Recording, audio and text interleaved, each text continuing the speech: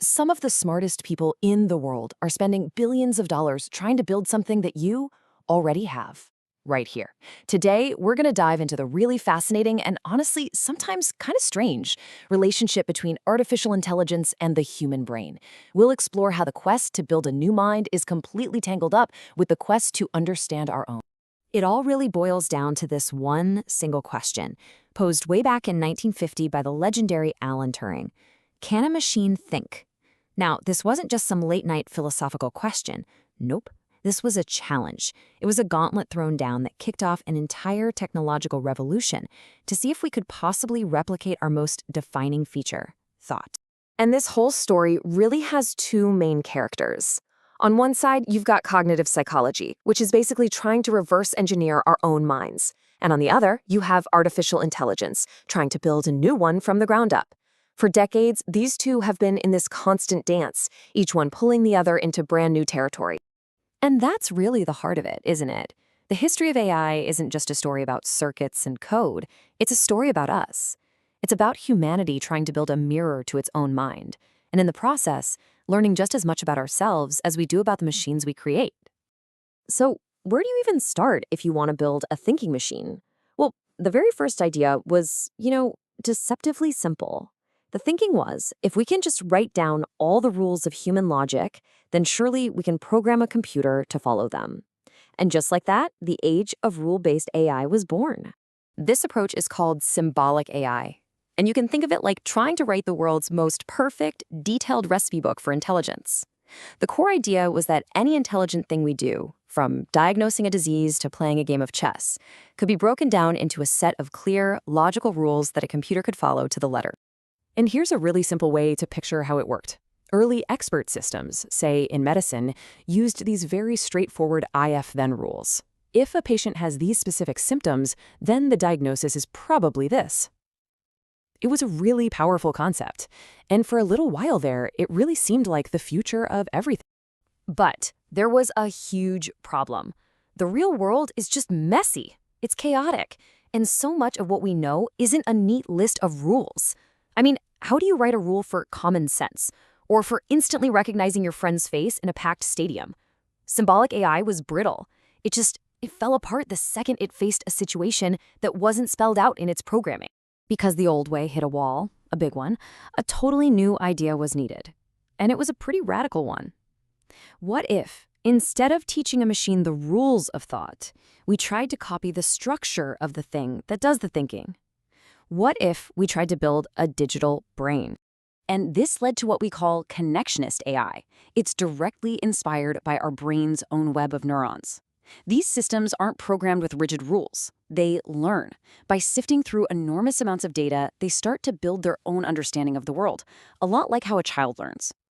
And this new connectionist approach, which we now usually call deep learning, caused an absolute explosion of progress.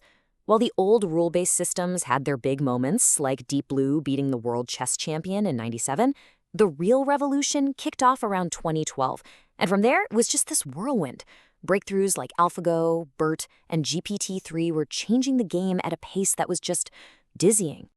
That AlphaGo match in 2016 was a massive turning point. See, Go isn't a game of pure calculation like chess. It's a game of intuition, of feel.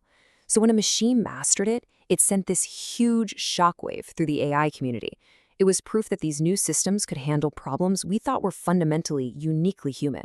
The scale of these new models is, well, it's hard to even wrap your head around. OpenAI's GPT-3 has 175 billion parameters. You can think of each one of those as a tiny microscopic knob that the AI can tweak over and over again as it learns, fine-tuning its understanding of the world. The complexity is just mind-boggling. Okay, so with these unbelievably powerful new tools, researchers turn their attention back to some of our most basic core human abilities, our ability to understand language, and our ability to see and make sense of the world around us. Let's start with maybe the most human thing of all, language. Teaching a computer to understand us, what's called natural language processing, or NLP, is one of the absolute hardest puzzles in AI. And that's because language is so much more than just a dictionary of words. Just think about it for a second. The word bank can mean the side of a river or a place you keep money. The simple sentence, "I'm fine," could be totally sincere, or it could be dripping with sarcasm. We navigate this sea of context and hidden meaning without even thinking about it. But for a machine, that is a massive, massive hurdle. So the big breakthrough here was all about figuring out context. Instead of just reading a sentence from left to right the way we do, models like BERT look at the whole sentence at once, forwards and backwards. This lets them build a much, much deeper understanding of how all the words relate to each other, getting it a lot closer to how we just instinctually get the meaning. Okay, so that's language. Now let's switch gears to the second big challenge, vision. Teaching a machine to see and recognize what it's seeing with the same skill as a human, well, that's another one of those monumental tasks that seemed pretty much impossible for decades. When you just look around the room, your brain is performing this incredible magic trick.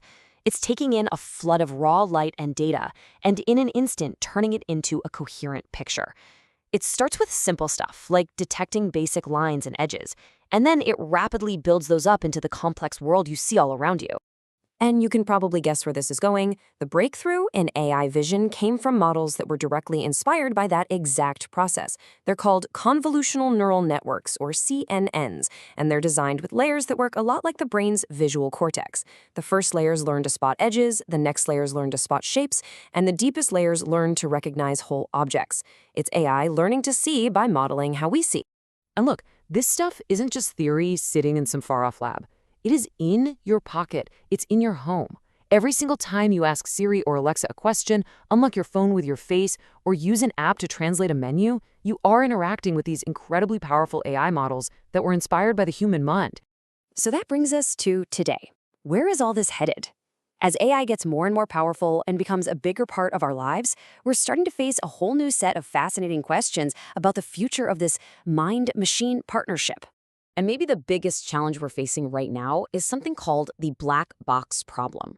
We built these systems that can do amazing things, but a lot of the time, we don't really know why they make the choices they do. There's this trade-off. As the performance gets better and better, our ability to understand the model's reasoning often gets worse. And that's why the next great frontier is something called explainable AI. The goal now isn't just to build smarter and smarter machines, but to build machines that we can actually understand and trust. We want AI that can effectively show its work, creating a transparent, truly collaborative relationship with us.